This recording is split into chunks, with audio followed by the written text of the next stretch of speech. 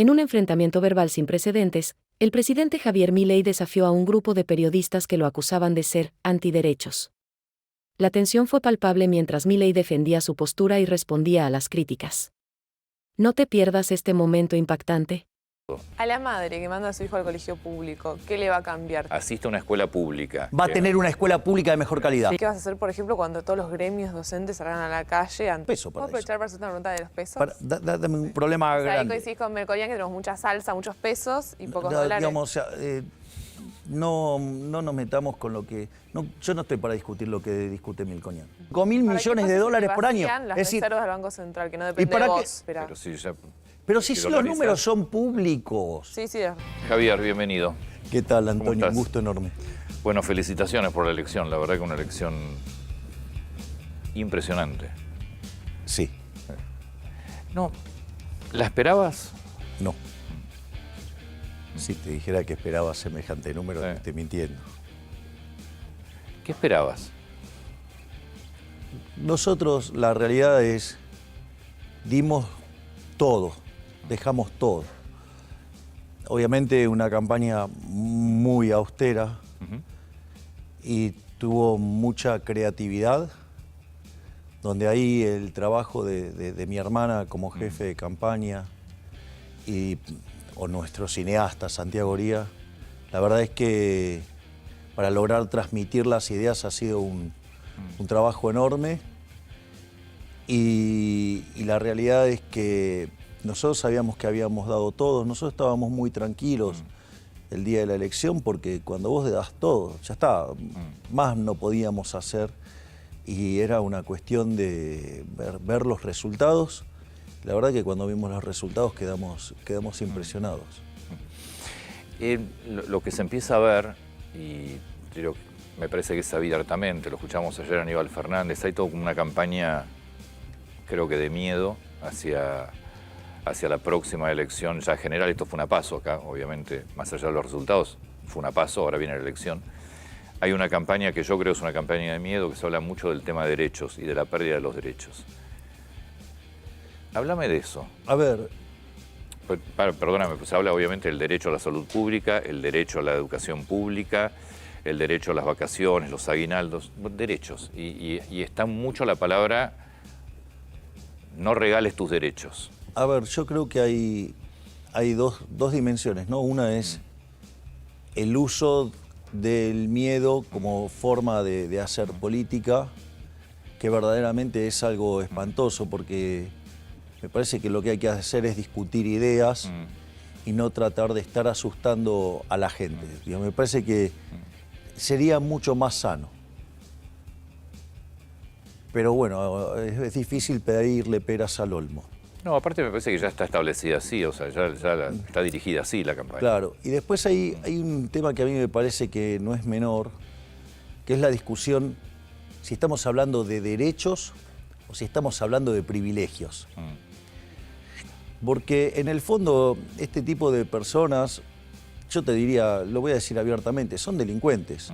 Son delincuentes que utilizan a los vulnerables de escudo para defender sus privilegios de casta. Entonces, a mí, digamos, esas discusiones yo no tengo ningún problema en darlas. Nosotros, por ejemplo, fuimos el único espacio que hizo una propuesta completa de gobierno.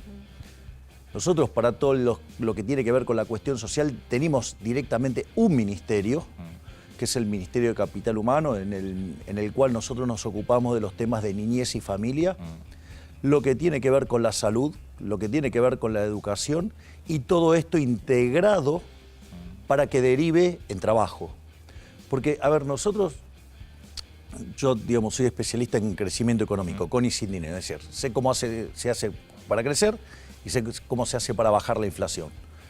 Puesto en estos términos, cuando vos mirás la evidencia empírica del crecimiento económico, el factor determinante, el más importante para crecer, 70 puntos porcentuales del crecimiento de la historia, lo explica el capital humano. Ahora, el capital humano tiene dos dimensiones. Hay una dimensión es que la gente se alimente. Es decir, en el siglo XIX el elemento fundamental fue cómo mejoraron las condiciones de higiene, ¿sí? Y que la gente empezó a alimentarse. Ahora, si vos en los primeros años los chicos no se forman, si vos no tenés salud, difícilmente puedas tener un buen desempeño escolar o puedas hacerte de las herramientas que te permiten salir de esta situación. Entonces, no es que nosotros no estamos contemplando todo este tipo de cosas.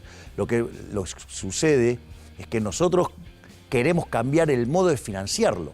Es decir, nosotros, por ejemplo, nosotros queremos un seguro de salud, es decir, que todo el mundo esté asegurado. Es decir, eso va a implicar hacer como la salud también depende de las provincias, va a haber que hacer un relevamiento de quiénes son los que tienen cobertura y de los que no, salir a cubrirlos. Es decir, ¿qué parte no estamos cubriendo a la gente? O sea, justamente, nosotros queremos ir a cubrir a la gente. Ahora, el punto es cómo vos lo financiás. Vos lo podés financiar financiando la oferta, Sí. o lo podés hacer financiando la demanda. ¿Qué es lo que sucede en Argentina? Se financia la oferta, se reciben los fondos y en lugar de aplicarse esos fondos a proveer ese bien y servicio que se busca dar, se lo gasta en política y lo que resta, Sí. Bien. digo, Déjame bajarlo un cachito Sí. porque hay mucha gente que establece el tema oferta y demanda. Es decir, vos lo que estás diciendo es, hay que financiar a la persona que necesita salud, no a los proveedores, no a los sanatorios, no a las Exactamente. empresas. Es decir, nosotros te damos los recursos para que vos decidas dónde vas a tomar O la sea que prestación. yo no voy a perder mi salud pública gratuita. Exactamente, vos no perdés eso. Es más, te doy el poder para que elijas quién te va a prestar ese servicio. Entonces ponés a todos los oferentes del sector a competir. O sea, habría salud pública, pero no gratuita. Digamos, yo recibo el... A ver, el punto es el siguiente. Lo primero que hay que entender es que nada es gratis. Nada es gratis. Está claro, Lo eso, ¿a quién paga lo pagas? el Estado. Es decir, no, pero cuando vos decís lo paga el Estado, en realidad lo que estás diciendo es que los pagan los Nosotros. pagadores de impuestos. Sí. O sea, eso es lo primero que hay que entender, es que no hay nada gratis. Ese es el marco general. Ahora, el punto es, bueno, a ver, ¿cómo lo pagás? ¿No? El punto es, ok, decidimos tener este seguro, llámese seguro de salud. ¿Cómo lo pagamos? Entonces, vos podés financiar a las instituciones, que eso termina siendo un acuerdo entre esas instituciones y el Estado. Eso financiar la oferta, que es lo de hoy. Exacto, y eso genera un montón de corrupción. Esos recursos se destinan para cualquier otra cosa menos para prestar el servicio. Entonces vos tenés además una deficiente calidad de prestación. Cuando vos ese financiamiento se lo das a la demanda elige a quien se los da. Claro, entonces esos prestadores tienen que competir. Claro, y el que lo hace mal quiebra. Sí. Ahora, Pero Javier, vos sí, el servicio lo tenés. Es decir, entonces vas a tener el servicio y vas a tener uno de muchísima mejor calidad. Eso sí, vamos a estar perjudicando a los corruptos. Pero me parece que eso es una buena política. Javier, ¿te das cuenta que todos estos cambios que vos planteás tenés que hacerlos pasar por el Congreso? Y ahí probablemente tenés que sentarte a negociar, a dialogar con los que venís definiendo hace un ratito como delincuentes. Porque gran parte de la clase política está en el Congreso, obviamente, y el Congreso hoy, la verdad que ni funciona. Entonces, ¿cómo imaginás eso? Esa A ver, negociación. nosotros vamos a ir y vamos a presentar los proyectos. Después, frente a este debate, porque nosotros estamos dispuestos a dar el debate. Es decir, a ver, en los últimos 6 meses o un año, yo hice públicas mis propuestas, lo abrí al debate. Ahora, lo único que me encontré a lo largo del último año fue un montón de falacias ad hominem. O sea, digo, se dedicaron a discutir, no sé, digamos, hasta mis perros, ¿sí? Pero, digo, o sea, nadie se dedicó a discutir una sola de mis propuestas. Entonces, nosotros estamos dispuestos a dar el debate, vamos a llevar los proyectos al Congreso y después, digamos, la casta política tendrá que explicar por qué quiere bloquear mecanismos transparentes y que mejoran la calidad de vida de los argentinos en favor de situaciones que favorecen a los corruptos. Esto, digamos, es una cosa bastante pesada, por decirlo de alguna manera. Déjame que me despida de A24, seguimos por América, como siempre, aquí con Javier Milei hasta las 10:30 con Buenos Días América. Déjame volver al tema de los derechos porque es lo que empezamos a escuchar sistemáticamente ahora. Está claro que es parte de la estrategia que definió el gobierno, que también abiertamente dice, yo quiero que el balotaje sea con Milei. Pues esto es lo que plantea el gobierno, tiene que ser más a Milei el balotaje. Y habla mucho sobre los derechos. Me queda claro el tema de la salud pública. Se habla de los derechos a la educación. Hoy la Argentina tiene salud pública, mala o buena, pero tiene salud pública, tiene educación pública, gratuita, o bien pagada por impuestos, pero para mucha gente le significa también con mala calidad, por malos docentes pagos, mal pagos los docentes, pero la tienen. Se habla mucho de vas a perder el derecho a las vacaciones, el derecho al aguinaldo. Milei viene por todo. ¿Me contás? Me quedó claro lo de la salud pública. A ver, en educación la situación es absolutamente parecida, porque el financiamiento lo llevan, la reciben las instituciones, utilizan ese financiamiento para hacer política y lo que queda lo ponen al servicio de las personas que quieren tomar ese... Pero ahí estás hablando de las escuelas privadas con subsidios, pero ¿qué pasa con las públicas? No. A ver, de hecho, la educación en Argentina es pública. Puede ser de gestión privada o puede ser de gestión estatal. Ya sea. Entonces, ese financiamiento está, no es que no está. Lo que digo es, no lo quiero poner en las instituciones, no quiero financiar a la oferta, quiero financiar a la demanda. A ver, el voucher más conocido de la Argentina, nadie sabe que ese es un voucher, pero es un voucher, es la SUBE. La SUBE, sí. La SUBE es un voucher. Sí. O, digamos, nosotros que tenemos unos años más que ellos, o sea, lo hemos vivido. Habla por vos, ¿eh? Ok. En una época, no te veía tan coqueto con el tema de la edad. Tengo 6 años ya. En realidad la que tiene mucho menos es ella. A ver, el punto es el siguiente. En una época, no sé, en los 90 nos pagaban el sueldo y una parte nos pagaban los tickets canasta. Sí. Eso era un voucher también. Es decir, que era aplicado a el alimento. Que de hecho, una de las cosas que pasó con eso es que vos tomabas los vouchers y había un mercado de vouchers donde los comercializabas. Como en realidad vos querés asegurar la educación, vos querés asegurar la salud, la SUBE tiene el perfeccionamiento que te permite de que lo vas a aplicar a eso, no a otra cosa. Sí, igual, perdóname, el ticket, que después termina desactivándose, ticket canasta, que servía para restaurantes y supermercados, las empresas los tomaban para después no pagar cargas sociales también. Entonces también, los aumentos con eso. Exacto. Entonces, a lo que voy es que no es que no funciona. De hecho, el sistema de vouchers, nosotros estuvimos, por ejemplo, hablando con la persona, el empresario que lo puso y lo tiene funcionando en Suecia. Básicamente tiene 25 escuelas, tiene 40.000 alumnos. Sabemos que Suecia tiene los mejores resultados en las pruebas PISA. Estos colegios tienen los mejores desempeños en ciencia, en inglés y en matemática. Es decir, cuando vos fomentás la competencia, los resultados florecen. Entonces, la pregunta es, hay que explicarles por qué no quieren. Y básicamente es porque atrás de esto hay corrupción. A la madre que manda a su hijo al colegio público, ¿qué le va a cambiar si vos sos presidente? Lo que le va a cambiar es, bueno, primero que no va a tener que sufrir la inflación. Segundo, que tenemos una política de seguridad consistente. Y en lo que tiene que ver con la prestación en estos términos de bienes, no solo que no los va a perder, sino que ahora los va a tener de mejor calidad. Claro, pero ya la va a pagar, pero con este voucher. Pero es que, digamos, vos ponés la tarjeta y automáticamente eso después entra en las arcas del Estado. O sea, digamos... O sea, la persona no es que vaya a pagar el colegio. Digo, vos en términos técnicos sí lo estarías pagando. Está bien, pero vos no sacás dinero tuyo. No, para eso tenés, por eso tenés el voucher.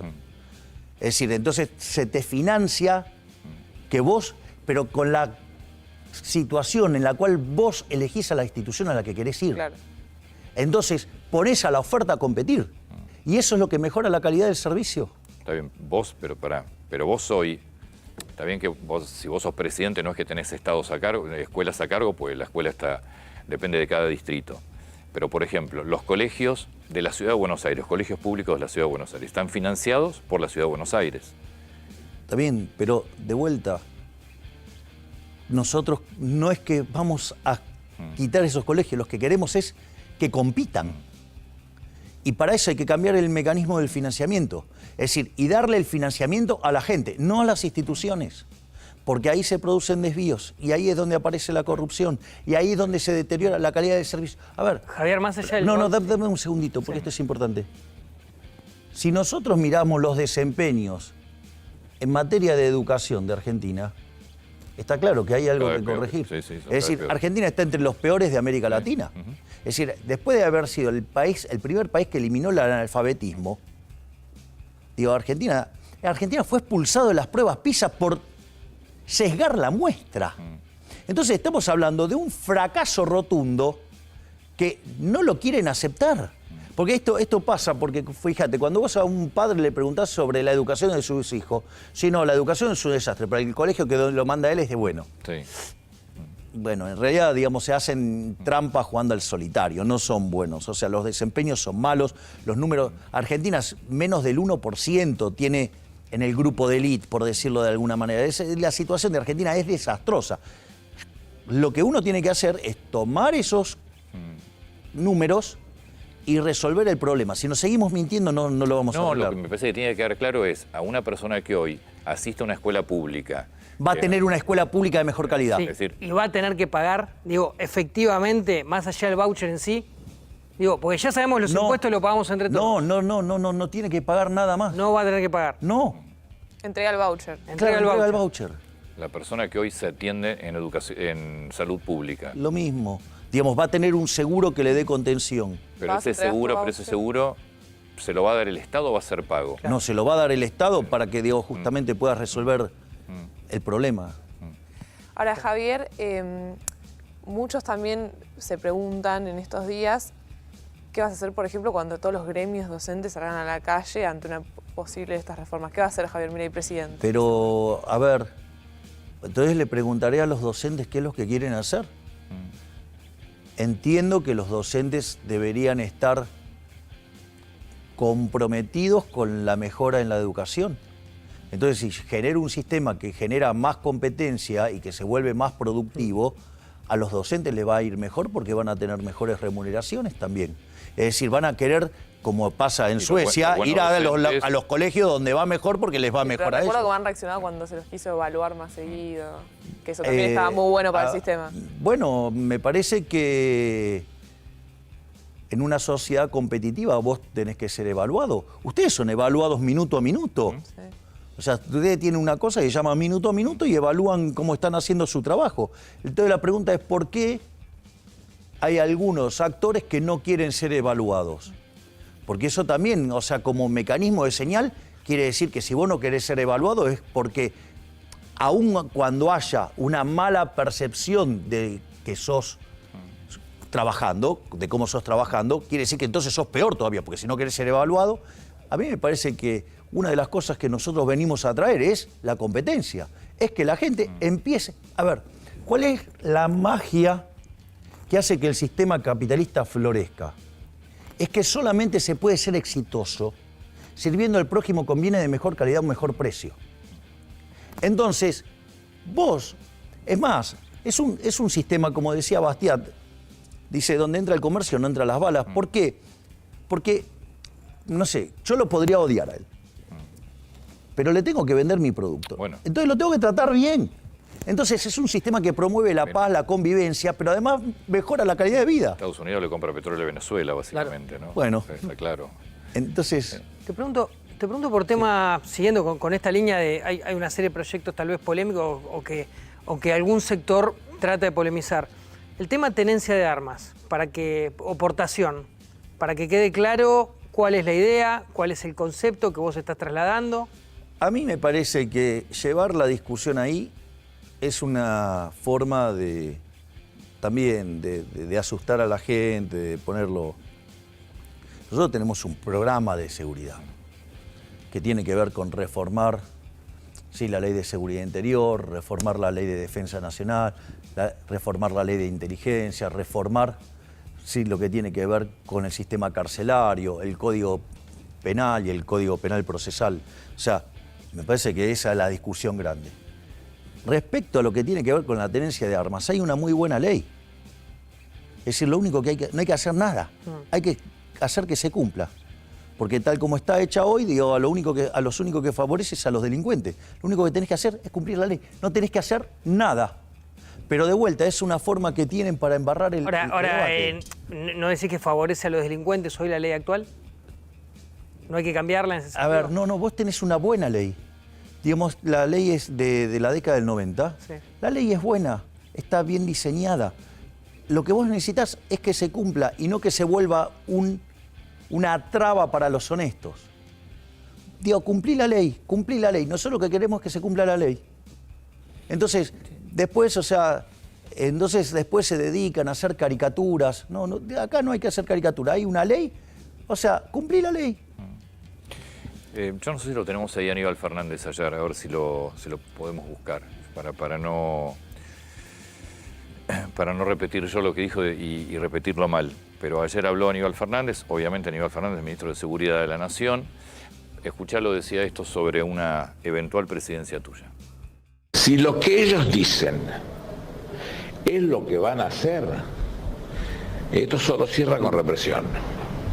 Vuelvo a repetirlo. Si lo que dicen que van a hacer, lo van a hacer, solo cierra con represión. Van a tener muertos, van a tener sangre.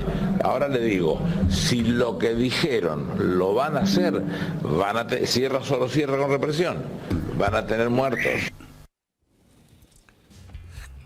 A ver, habría que pedirle una explicación de por qué dice que esto cierra con represión y por qué cierra con sangre. La verdad es que si nosotros intentamos implementar reformas que han sido exitosas en todo el mundo, que va a mejorar la calidad de vida de todos los argentinos, en especial la calidad de vida de los más vulnerables. Que tiene que pasar por el Congreso todo, ¿no? Ok, y que además tiene que pasar por el Congreso. La pregunta es, ¿por qué eso es decir, ¿por qué algo que nos tendría que llevar a un mayor nivel de bienestar tendría que generar una solución violenta y con sangre? Yo le recuerdo a este hombre, Friedman le diría primero los datos. La verdad que Argentina entró al siglo XX y era el país más rico del mundo. Y a partir, digamos, de la llegada de Irigoyen, que es el primer populista, Argentina empezó a abrazar dosis crecientes de socialismo. Hoy Argentina, al tipo de cambio paralelo, que es el que hay, es 140. Tenemos 45% de pobres, tenemos 10% de indigentes. Digo, ese es el drama, que si seguimos haciendo esto, vamos a ser más pobres. El problema es que, claro, Aníbal Fernández, igual que toda su fuerza, igual que gran parte de la gente de Juntos por el Cambio, son parte del problema, no de la solución. Es decir, una Argentina distinta es imposible con los mismos de siempre. Vos no podés esperar resultados distintos si vas a hacer siempre lo mismo. Es decir, Argentina, de hecho nosotros, de modo para mostrarlo bien reloading, ya no hablamos de un cambio de 180 grados, hablamos de uno de 540, es decir, toda una vuelta entera y 180 más. Ese es el 540 que vos dijiste que ibas a explicar, que es 360 más 180. Claro, sí, igual tiene otras connotaciones adicionales, 540. Hablaste de Juntos por el Cambio recién y decís una parte de Juntos por el Cambio, es como que dejaste alguno tal vez rescatable. Imagino puede ir por el lado de Mauricio Macri. Sin lugar a dudas. Y te quería preguntar por Patricia Bullrich, porque vos ahora vas a ser rival tuyo en la elección general, obviamente, ya lo fue, en las PASO. Vos tenías palabras elogiosas habitualmente hacia Patricia Bullrich y en el último tiempo eso ha cambiado. Sí. ¿Qué es lo que pasó? Bueno, ella demostró no ser distinta al resto de los políticos, Casta. ¿Por qué? ¿Por qué? Porque, digamos, ella estuvo vinculada de manera directa a las operaciones que yo sufrí durante los últimos 45 días. Directo. Juntos por el Cambio, que la verdad que no hizo una buena elección tampoco. Y que además no son sumables. Bueno, esa es mi pregunta. Ahora viene la elección general, donde vos no dividís, donde hay que ver si los votos de Grabois los siguen acompañando Sergio Massa o puede sumar, y después tenés una Patricia Bullrich que tiene que lograr que todos los votos de Larreta pasen a ella. ¿Crees que eso puede pasar? En principio es el problema de otra fuerza, ¿no? Sí, correcto. Está bien, pero es tu elección, también vos participás de esa elección. Ahora, lo que yo veo es que el votante de Larreta ideológicamente es más afín a Massa. Digo, conmigo no tiene nada que ver, o sea, esa pecera mía no es. Sí. Claro. Pero ese votante es más afín a Massa que a la otra parte de Juntos por el Cambio. Es decir, por lo tanto, yo creo que, digamos, cuando empecemos a mirar cómo viene esta carrera, tendríamos que estar mirando lo que sacamos individualmente. ¿Ves más probable un balotaje contra Massa que contra Patricia? No lo sé.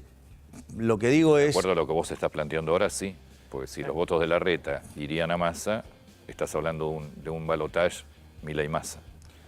Bueno, digamos, hay que jugar.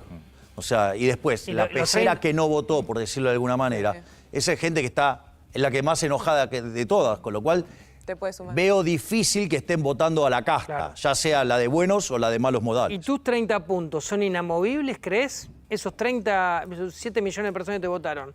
¿O pueden irse para otro lado en la Nosotros creo que tenemos un upside fenomenal, porque los que no fueron a votar, nosotros tenemos más chances de capturar a esos votantes, que son los votantes desencantados, que son los votantes que se hartaron del sistema, a punto tal que van y no votan.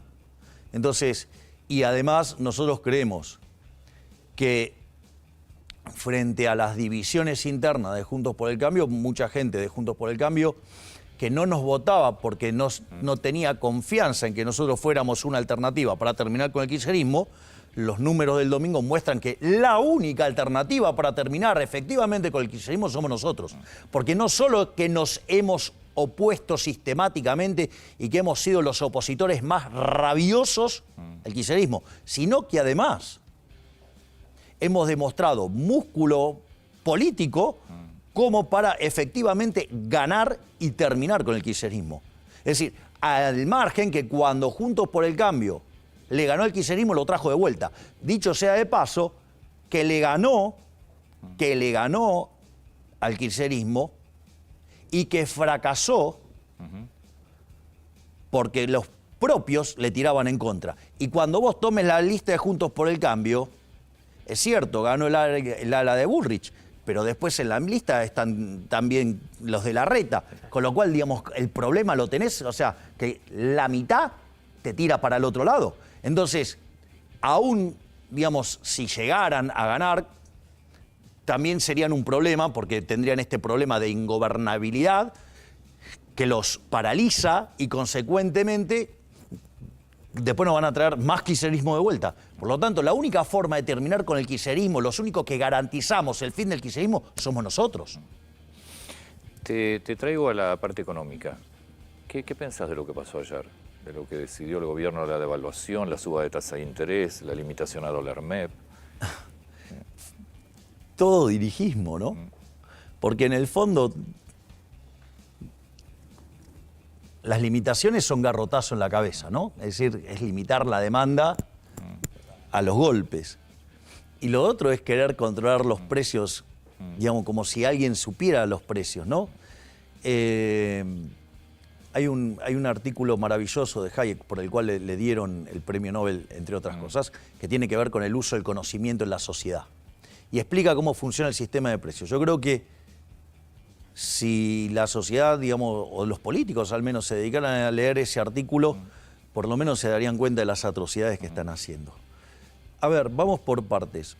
Primero, el cepo es una herramienta nefasta porque es un cercenamiento a la libertad, porque no te permite expresar tu voluntad en términos de consumo presente, porque en el fondo, digamos, si vos te ganas tu dinero honestamente, podrías gastarlo en lo que se te da la gana. ¿Y quién es el gobierno para decir que no? Lechugas, verdes, no. No. ¿Quién sos para decirme eso? ¿No? Ese es el primer punto. Segundo punto, que es todavía mucho más grave, que en términos de lo que es la reserva de valor, el peso no es reserva de valor. Si vos en el año 2001, en lugar de quedarte con dólares, te hubieras quedado con pesos, ¿cómo te hubiera ido? Digamos, hoy, digamos, necesitas casi 700 pesos para ¿Puedo aprovechar para hacer una pregunta de los pesos? Dame un segundo.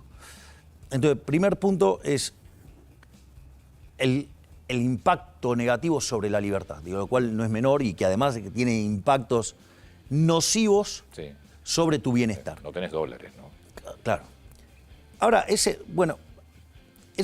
en realidad no hay dólares porque hay cepo. Si no hubiera cepo, digo, los dólares nos saldrían hasta por las orejas. Pero vamos ahora a las consecuencias que tiene eso. Cuando vos pones un precio debajo del equilibrio, bueno, lo que te pasa es que vos tenés un exceso de demanda. Es decir, el tipo de cambio oficial todo el mundo quiere comprar y no hay, por eso no hay. Ahora, ese exceso de demanda que vos tenés en el resto de la economía es un exceso de oferta. Ese exceso de oferta implica que en el mercado de bonos el precio de los bonos se te cae. Sí. Que los bonos se te caigan, que significa altas tasas de interés, alto riesgo país. Alto riesgo país implica descoordinación macroeconómica en términos de actividad, que se manifiesta en que en un PBI per cápita que está 13%, 15% debajo del que teníamos en el 2011. Eso se manifiesta en que se te deteriora la demanda de trabajo. El trabajo formal sigue clavado en 6 millones de personas. Entonces, ¿cómo se maquilla el desempleo? Se maquilla con salarios reales verdaderamente espantosos que te lo está licuando todo el tiempo la inflación. A punto tal que 1/3 de los trabajadores, o sea, de los que trabajan, son pobres. ¿Esto qué quiere decir? Que entonces vos tenés una demanda por gasto público para dar asistencia social que es monstruoso y es un círculo vicioso que tarde o temprano termina mal. O lo pagás en términos de pobres, indigentes y actividad, o lo vas a pagar con un estallido inflacionario. En algún momento, digamos, no te van a dar los números, digo, la explosión está pagando de las dos maneras. Exactamente, cada vez con más inflación y con cada vez más pobres e indigentes. En algún momento esa tensión se va a hacer más clara. Es decir, a ver, si el gobierno quiere frenar el dólar, los precios, digo, con represión, el nivel de caída de la actividad, del empleo y de los salarios reales te va a generar un desastre social. Entonces, inexorablemente eso termina mal.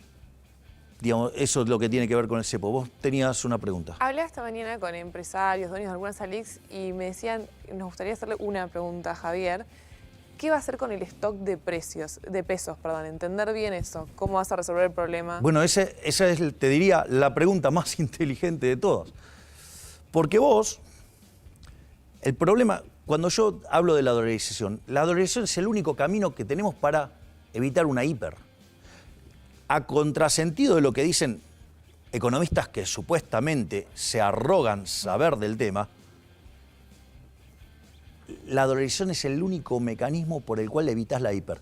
Porque justamente está lo que se llama el problema de los stocks, que es que adentro del balance del Banco Central tenés las LELIQs, para tener un orden de magnitudes. Voy a dar el déficit fiscal de las grandes crisis, voy a decir cuánto tenemos hoy y cuánto está, de eso depende el Banco Central, para ver el tamaño del problema. Yo tomo las grandes crisis de Argentina, el Rodrigazo en el 75 estalló con 14 puntos del PBI de déficit fiscal.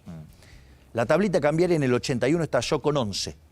La hiperinflación de Alfonsín estalló con 8, la convertibilidad con 7. Hoy tenemos 13,5. Está claro que tenemos un problema grande. Ahí coincidís con Melconian que tenemos mucha salsa, muchos pesos y pocos dólares. Digamos, no nos metamos con lo que... yo no estoy para discutir lo que discute Melconian. O sea, yo te hablo de lo que yo hablo. Vamos a ponerlo en estos términos entonces.